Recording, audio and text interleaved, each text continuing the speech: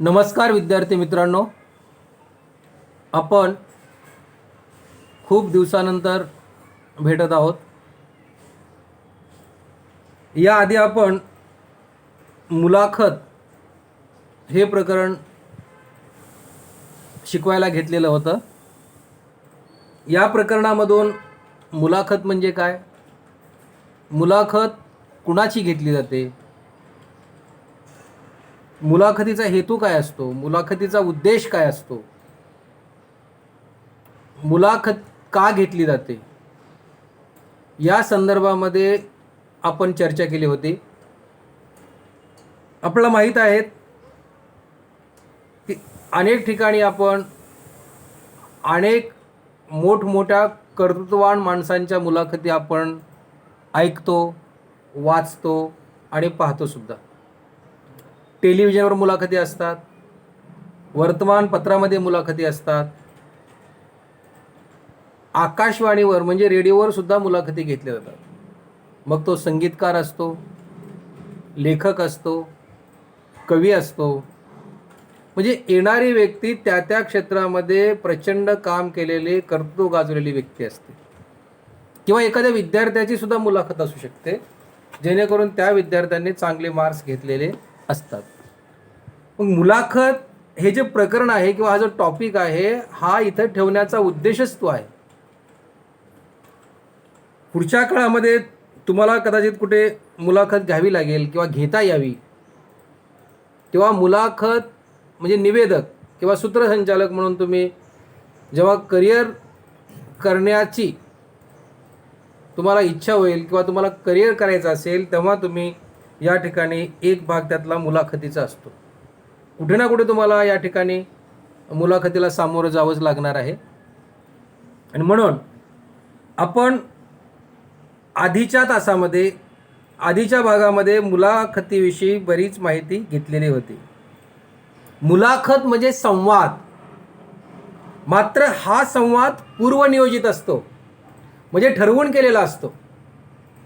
आपण त्याची तारीख घेतो किंवा अपॉइंटमेंट घेतो किंवा त्यांना आधी सांगितलं जातं की आम्ही तुमची मुलाखत घेणार आहोत. म्हणजेच काय म्हटलं, मुलाखत म्हणजे संवाद, मात्र हा संवाद पूर्वनियोजित असतो, म्हणजे ठरवून केलेला असतो, तो हेतुपूर्वक घडवून आणलेला असतो. मुलाखत देणारा, मुलाखत घेणारा आणि ती मुलाखत ऐकणारा, पाहणारा, वाचणारा या तिघांच्या सहभागातून मुलाखत पार पडते. घेणारा, मुलाखत देणारा आणि ऐकणारा, पाहणारा किंवा वाचणारा. वाचणारा म्हणजे वृत्तपत्रामध्ये, पाहणारा म्हणजे टेलिव्हिजन असेल आणि ऐकणारा म्हणजे आकाशवाणी किंवा मग टेलिव्हिजनवर ऐकलं पण जातं आणि पाहिलं पण जातं.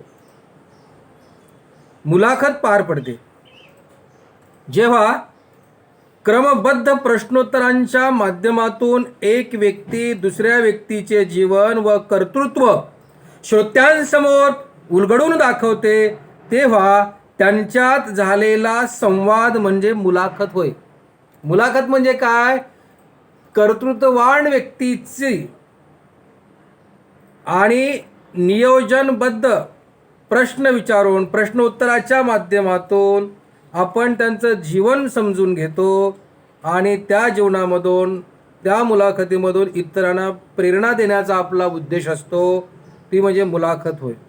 आता कर्तृत्ववान व्यक्ती म्हणजे तुम्हाला मी आत्ताच म्हटलं की मग ती संगीतातली असेल, वृत्तपत्रातली असेल, राजकारणातली सुद्धा असू शकते, खेळाडू असू शकते, गायिका असू शकते, कुणीही. कर्तृत्व म्हणजे कुणीही आलं. अगदी शेतकरी सुद्धा असू शकतो की ज्याने चांगली शेती केलेली आहे, भरपूर उत्पादन घेतलेलं आहे वेगवेगळे प्रयोग करून.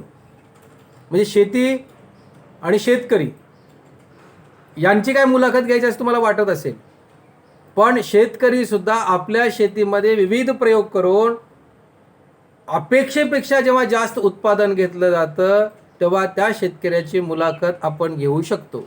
मार्कांचं पण तेच आहे, विद्यार्थ्यांचं पण तेच आहे. किंवा एखादी व्यक्ती MPSC किंवा UPSC मध्ये पास झाली असेल तर त्याची मुलाखत घेतली जाते. आणि मुलाखतीचा हेतू आणि उद्देश तुम्हाला माहीत आहे. थोडक्यात 2 व्यक्तींमध्ये नियोजनपूर्वक झालेला वैचारिक भावनिक संवाद म्हणजे मुलाखत होय. मुलाखत वैचारिक म्हणजे त्यातला विचार आपल्याला घ्यायचा असतो. भावनिक म्हणजे आपल्याला कळलं असेल की मुलाखत वृक्ष होता कामा नये, मुलाखत घ्यायची म्हणून घेता कामा नये. त्या व्यक्तीचं आणि तुमचं किंवा त्या व्यक्तीचं आणि तुमचं कुठेतरी भावनिक नातं त्या मुलाखतीच्या माध्यमातून, श्रोत्यांशी भावनिक नातं, म्हणजे तुम्ही मुलाखत देताना लोक तुमच्या जीवनाशी एकरूप झाले पाहिजेत. म्हणजे मुलाखत घेत असताना एखादा करुण प्रसंग असेल तर लोकांचा तो प्रसंग हृदयापर्यंत पोहोचला पाहिजे आणि पोहोचतो, म्हणजे त्याला भावनिक म्हणतात. म्हणजे मला तुमच्याशी काही देणं घेणं नाही, तुम्ही मुलाखत द्या किंवा नका देऊ, प्रश्न विचारल्यानंतर नका देऊ, असा जर श्रोता पुढे बसला असेल तर त्याच्यापर्यंत मुलाखत पोहोचत नाही. एखादा प्रसंग असेल, म्हणजे मी काय केलं, या ठिकाणी कसा हल्ला झाला, त्यातून मी कसा सुटलो, किंवा किती वाईट परिस्थितीतून आम्ही पुढे गेलो, हे सांगताना जेव्हा तुमच्या डोळ्यामध्ये पाणी येतं तेव्हा ती मुलाखत भावनिक होते किंवा त्या व्यक्तीशी तुमचं नातं जुळतं किंवा जोडलं जातं आणि आपल्याला वाटतं की ती व्यक्ती आपली आहे, आपल्या जवळची आहे, आपल्यासाठी काम करते, आपल्या समाजासाठी काम करते आणि म्हणून त्याच्याप्रती तुम्हाला आदर वाटायला लागतो. त्याच्याप्रती तुमची जी भावना आहे ती भावना अशी वेगळी, घरच्यासारखी, जवळच्यासारखी, नातेवाईकासारखी, नात्यातल्यासारखी तयार होते. म्हणून काय म्हटलेलं आहे, भावनिक संवाद. जेव्हा आपण दाद देतो की त्याने काही करुण प्रसंग सांगितला, लगेच आपण दाद देतो, आपल्या डोळ्यामध्ये अश्रू येतात. त्याने एखादी पराक्रमाची गोष्ट सांगितली, एखाद्या कुणाला सोडवलं किंवा चोरांचा पाठलाग केला किंवा एखादा पोलीस ऑफिसर असेल त्याची म्हणजे नांगरे पाटलांची मुलाखत असेल, विश्वास नांगरे पाटलांचे, तेव्हा ते बरीच उदाहरणं देतात. मग आपण एका गुन्हेगाराला कसं पकडलं, तेव्हा तुमच्या अंगावर काटे येतात किंवा शहारे येतात किंवा तुम्ही पेटून उठता. म्हणजेच तुम्ही त्याच्याशी भावनिक तुमचं नातं तयार झालेलं आहे किंवा भावनेनं तुम्ही त्या मुलाखतीमध्ये गुंतलेले आहात. मग मात्र या सहहेतुक वैचारिक संवादासाठी म्हणजेच मुलाखतीसाठी व्यक्ती, दिवस, वेळ, स्थळ, विषय, कालावधी, उद्दिष्ट इत्यादी गोष्टी ठरवल्या जातात. मुलाखत अशी घेतली जात नाही. मुलाखत देणारे व्यक्ती कोण आहे, घेणारे व्यक्ती कोण आहे, कधी घ्यायची आहे, कुठे घ्यायची आहे, किती वाजता घ्यायची आहे, नाही. तर समजा लोकांसाठी तुम्ही मुलाखत ठेवली, त्यांना वेळ नाही समजला, स्थळ नाही समजलं, तर लोक मुलाखतीला येणार नाही. वृत्तपत्रातल्या मुलाखतीला माणसांची गरज नाही. पण जेव्हा तुम्ही लोकांसाठी मुलाखत घेता, पब्लिकसाठी मुलाखत घेता, जाहीर मुलाखत घेता, सार्वजनिक मुलाखत घेता, तेव्हा तुमच्यासमोर प्रेक्षक लागतात, ऐकणारे लागतात आणि म्हणून तुम्हाला स्थळ, वेळ, व्यक्ती याचं नियोजन पूर्ण करावं लागतं. त्यांना तारीख कळवावी लागते, लोकांना तारीख कळवावी लागते आणि मग तुमची मुलाखत यशस्वी होते. म्हणून काय म्हटलेलं आहे, व्यक्ती कोण आहे, दिवस कोण आहे, कधीचा आहे, वेळ काय आहे, स्थळ काय आहे, विषय काय आहे, कालावधी, उद्दिष्ट इत्यादी गोष्टी अगोदर ठरवल्या जातात. आणि म्हणून एखादी डॉक्टरची मुलाखत असेल की जेव्हा त्या डॉक्टरचं काहीतरी म्हणजे उदाहरणार्थ तात्याराव लहाने आहेत. तात्याराव लहाने यांनी लाखो लोकांचे डोळ्यांचे ऑपरेशन केलेले आहे, त्यांना दृष्टी दिलेली आहे. मग तात्याराव लहानेंची जेव्हा मुलाखत तुम्हाला ऐकायची असते किंवा ठरतं की यांची मुलाखत घ्यायची आहे, तेव्हा सभागृह तुडुंब भरतं. म्हणजे लोकांना तारीख कळवावी लागते, वेळ कळवावी लागते आणि मग तात्याराव लहानेंची मुलाखत म्हणजे मी प्रश्न विचारले आहेत आणि उत्तर दिलं असं नसतं. तुम्ही प्रश्न विचारले, त्यांनी उत्तरं दिलेली आहेत, इतकं कोरडेपणा त्यात नसतो. त्यात एक ओलावा असतो, भावनेचा ओलावा असतो. म्हणजे तात्याराव लहाने असे प्रसंग उभे करतात की तुमच्या डोळ्यामध्ये अश्रू येतात. म्हणजे दृष्टी नसलेल्या लोकांना जेव्हा दृष्टी मिळते तेव्हा ते डोळे पाणावतात, ते त्यांच्याकडे येतात, त्यांचं दर्शन घेतात, म्हणतात की तुमच्यामुळे मला दृष्टी मिळाली. हे जेव्हा ते मुलाखतीमधून सांगतात तेव्हा तुमच्या हृदयामध्ये, तुमच्या डोळ्यामध्ये तुमचं हृदय भरून येतं आणि डोळे पाणावतात. म्हणून मुलाखतीमध्ये भावनेला का महत्त्व आहे, तर ती कुठे वृक्ष होता कामा नये, हे त्याचं महत्त्वाचं सांगण्याचं कारण आहे. म्हणून मुलाखतीचे स्वरूप विविधांगी असते. एका वेळी एक व्यक्ती दुसऱ्या व्यक्तीची मुलाखत घेऊ शकते, तसेच एका वेळी एक व्यक्ती अनेक व्यक्तींची मुलाखत घेऊ शकते. म्हणजे कधी कधी दोघांची घेऊ शकते, किंवा एक व्यक्ती एका व्यक्तीची घेऊ शकते, किंवा एक व्यक्ती दोघांची पण घेऊ शकते. अनेक व्यक्तींची घेताना कसरत होते, पण दोघांपर्यंत ठीक आहे. दुसरं मुलाखत घेण्यासाठी काय तयारी करावं लागते, तर तुम्हाला आधी त्या व्यक्तीचा अभ्यास करावा लागतो. त्यांच्या एखादा हिरो असेल, त्याच्या चित्रपटाचा, त्याच्या व्यक्तिरेखेचा, त्यांनी कुठे कुठे कामं केलेली आहेत, कोणत्या चित्रपटामध्ये, त्या व्यक्तिरेखेचं वैशिष्ट्य काय आहे, त्याचा अभ्यास करावा लागतो. मुलाखत घेणं सोपं काम नाही. तुम्हाला भरपूर तयारी करावी लागते, प्रश्न काढावे लागतात. प्रश्न काढून चालत नाही, प्रश्नांमध्ये तोचतोपणा असता कामा नये. प्रश्न एकदम असे व्यवस्थित काढले पाहिजेत, की आधी प्रश्न विचारलेला आहे असं वाटता कामा नये. प्रत्येक प्रश्न हा नवीन पाहिजे. प्रत्येक प्रश्न आधीच्या प्रश्नातून पुन्हा निघालेला पाहिजे. म्हणून मुलाखत घेणे हे एक स्किल आहे, आणि ते स्किल तुम्ही अभ्यासाने मिळवू शकता. मुलाखत घेणं काही कठीण नाही. आता सुधीर गाडगीळ नावाचे खूप मोठे मुलाखतकार आहेत. त्यांनी आयुष्यभर फक्त मुलाखतीच घेतल्या. सुधीर, किंवा मंगला खाडीलकर, किंवा आपलं हे डॉक्टर निलेश साबळे, असे अनेक, किंवा पुष्कर स्तोत्री, असे अनेक जे मुलाखत घेणारी मंडळी आहेत, त्या अनेकांनी मुलाखती घेतलेल्या आहेत. आणि त्या तुम्ही पाहू शकता. त्यांच्या मुलाखती तुम्ही व्हिडिओवर पाहू शकता. म्हणजे तुम्हाला ही मुलाखत कशी घेतली ते समजेल.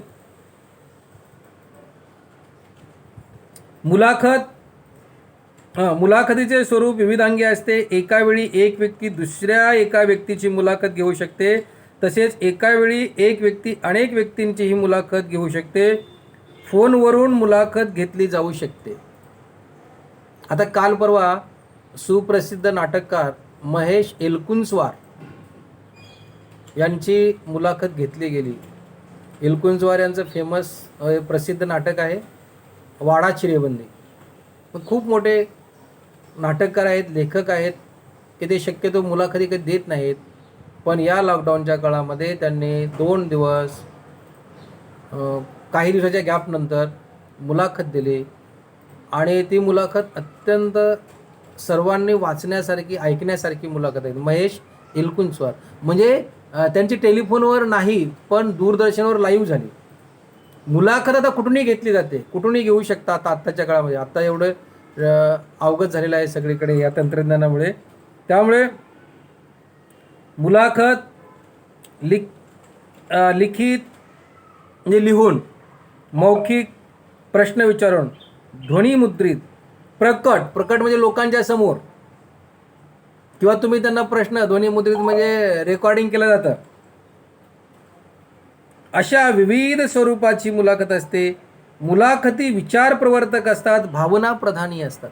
जेव्हा तुम्ही प्रकाश बाबा आमटे यांची मुलाखत ऐकता, तेव्हा तुमचे डोळे भरून येतात, भावना प्रधान असते. त्यांच्या कामाशी तुम्ही कुठेतरी जोडल्या जाता. त्यांच्या कामाविषयी तुम्हाला प्रेम निर्माण होतं. त्यांनी सांगितलेल्या प्रसंगामध्ये तुम्ही मिसळून जाता, आणि तुम्ही आश्चर्यचकित होता, कधी करुण होता. म्हणून भावनिक म्हटलेलं आहे, किंवा भावनाप्रधान. श्रोत्यांचे कुतूहल शमवणाऱ्या. श्रोत्यांचे कुतूहल म्हणजे काय, या व्यक्तीनं असं म्हणजे कसं केलं असेल, एवढा प्रवास कसा केला असेल. म्हणजे एखादा अपंग व्यक्ती जेव्हा हिमालयावर जातो, अपंग व्यक्ती म्हणजे पायानं अधू असलेली व्यक्ती, किंवा पाय नसलेली व्यक्ती जेव्हा हिमालयावर जाते, तेव्हा तुम्हाला नवल वाटते. आणि ती जेव्हा मग सांगते, मी हिमालयापर्यंतचा प्रवास म्हणजे माउंट एव्हरेस्टपर्यंतचा प्रवास कसा केला, तेव्हा तुम्हाला ते नवल वाटतं. ते तुम्हाला मुलाखतीमधून ऐकायचं असतं, तुम्हाला कुतूहल असतं, आणि म्हणून ते सांगितलं जातं. आणि हे सांगत असताना कधी कधी पुढची जी व्यक्ती आहे मुलाखत देणारी, ते कसा प्रसंग उभा करतात, ते कसं सांगतात, त्यावर त्या मुलाखतीचं म्हणजे मुलाखतीची उंची म्हणा किंवा मुलाखत म्हणा ते अवलंबून असते. म्हणून भावना जे बोललेलं आहे ते भावना प्रधान, श्रोत्यांचे कुतूहल, एखाद्या विषयाच्या सर्व बाजू स्पष्ट. आता तुम्हाला माहिती आहे की प्रकाश बाबा आमटे यांना प्राणी पाळण्याचा म्हणता नाही, पण त्यांच्याकडे खूप प्राणी आहेत. म्हणजे ते वाघाला सुद्धा कुरवाळू शकतात. जे हिंस्र, सगळ्यात जो हिंस्र प्राणी आहे वाघ, त्या वाघाला सुद्धा ते प्रेमाने आपल्या जवळ घेऊ शकतात. आपलं आश्चर्य वाटतं. किंवा सापाला ते अंगावर घेतात, आजगराला आपल्या अंगावर घेतात. म्हणजे ज्याचा आपण स्पर्शसुद्धा करू शकत नाही ज्या प्राण्याला, त्या प्राण्याला ते प्रेमाने कुरवाळतात आणि तो प्राणीसुद्धा त्यांच्याशी तेवढ्याच प्रेमाने जवळ जातो, त्यांच्याकडून लाड करून घेतो. मग हे कसं झालं याचं आपलं कुतूहल असतं. आणि मग ते प्रकाश आमटे आपल्या मुलाखतीमधून सांगतात, एकदा असंच एका सापाशी म्हणजे त्या सापाच्या जवळ गेल्यानंतर त्याच्याशी कुरवाळत असताना किंवा त्याच्यावर प्रेम करत असताना सापानं त्यांना दंश केला. आणि लोकांना आश्चर्य वाटलं हे कसं काय झालं. म्हणजे ज्यांनी सापावर एवढं प्रेम केलं म्हणण्यापेक्षा साप आणि ते नेहमी सतत एकत्र असायचे, तरी त्या सापानं त्यांना दंश केला. थोडक्यात ते त्यातून वाचले. म्हणजे हे सगळं ऐकताना म्हणजे डोळ्यामध्ये पाणी येतं आणि आश्चर्य वाटतं की कसं काय झालं. तेव्हा त्यांनी सांगितलं की त्या सापाला आधीच राग आलेला होता, कुणी त्याला डिवचलेलं होतं. आधी जे माणसं येतात ना बघायला त्यांच्या ह्याच्यामध्ये प्रकल्पामध्ये, तर त्यांनी कुणी त्याला डिवचलेलं होतं आधीच, त्याला कोणीतरी काठीनं वगैरे काहीतरी केलेलं होतं. आणि तेवढ्यामध्ये मी गेलो. म्हणजे शक्यतो साप म्हणजे त्यातरी सापाने मला नक्कीच चावलं नसतं, दंश केला नसता, पण आधीच त्याच्या डोक्यामध्ये काहीतरी होतं आणि म्हणून त्यांनी मला दंश केला. मग हे जेव्हा तुम्ही ऐकता किंवा मग प्राणी त्यांना एवढं प्रेम का करतात, त्यांच्यामध्ये असं म्हणतं की त्यांच्या स्पर्शामध्ये काहीतरी जादू आहे. त्यांचा स्पर्श प्राण्यांना कळतो. कितीही हिंस्र असला तरी ह्याच्याविषयी मला बोलायचं आहे. म्हणजे मुलाखतीमध्ये हे सगळं ऐकत असताना आपणालाही कुठेतरी आपलं मन, आपलं हृदय सगळं भरून येतं. आणि म्हणून मुलाखत घेत असताना ती वृक्ष होता कामा नये. श्रोत्यांचे कुतूहल म्हणजे मी हे सांगतो, कुतूहल शमवणारे असतात. मग कधी मुलाखत का घेत जाते, अरे यांनी कसं केलं असेल, हे काम कसं केलं असेल, हा प्रसंग कसा केला असेल, एवढ्या शून्यातून हे विश्व कसं निर्माण केलं असेल, याचं कुतूहल असतं तुम्हाला. आणि म्हणून कुतूहल, एखाद्या विषयाच्या सर्व बाजू स्पष्ट करणाऱ्या, अनुभव कथन करणाऱ्या, वाङ्मयीन सौंदर्य उलगडून दाखवणाऱ्या, पुढील पिढ्यांना मार्गदर्शन करणाऱ्या अशा कितीतरी कितीतरी स्वरूपाच्या मुलाखती असतात. म्हणजे फक्त एकच नाही तर मुलाखत काय घ्यायची, पुढच्या पिढीसाठीचा उपयोग व्हावा, पुढच्या पिढींना त्याचा उपयोग व्हावा. माणसं काय येतात जातात, मग पुढच्या पिढीला त्याच्यापासून काय बोध घ्यायचा. आणि म्हणून मुलाखती या रेकॉर्ड रूपानं, लिखित रूपानं मागे ठेवल्यानंतर त्या कधीही आपण बघू शकतो, पाहू शकतो. म्हणून मुलाखती या घ्यायच्या असतात आणि त्या ठेवायच्या असतात. ज्यांच्याजवळ सांगण्यासारखे काही आहे, ज्यांच्याकडून ऐकण्यासारखे काही आहे, अशा व्यक्तींची मुलाखत घेतली जाते. कुणाची पण घेतली जात नाही मुलाखत, कुणाचीच घेतली जात नाही. ज्यांच्याकडे सांगण्यासारखं खूप आहे, ज्यांचं कर्तृत्व प्रचंड आहे, अशाच व्यक्तीची मुलाखत घेतली जाते. यात कोण असतात, लोकप्रतिनिधी म्हणजे आमदार, खासदार, मंत्री, कलावंत म्हणजे गायक, गायिका, खेळाडू, वैज्ञानिक म्हणजे आपले doctor APJ Abdul Kalam, doctor, अध्यापक म्हणजे शिक्षक, प्राध्यापक असे असू शकतात. तसेच व्यावसायिक, उद्योजक म्हणजे अगदी रतन टाटांपासून ते अंबानींपर्यंत, वकील, उज्ज्वल निकम असे नामांकित वकील असतील, लेखक असतील, तंत्रज्ञ असतील, कवी असतील. मी आता गिर्यारोहकाचं उदाहरण दिलं. संपादक असतील, ज्येष्ठ नागरिक असतील, सैनिक, वैमानिक, पुरस्कार विजेते, विचारवंत, शेतमजूर, कामगार, अगदी फेरीवाले सुद्धा असतात. मित्रांनो, आपण याविषयी पुढच्या भागामध्ये अजून सविस्तर माहिती घेणार आहोत. धन्यवाद.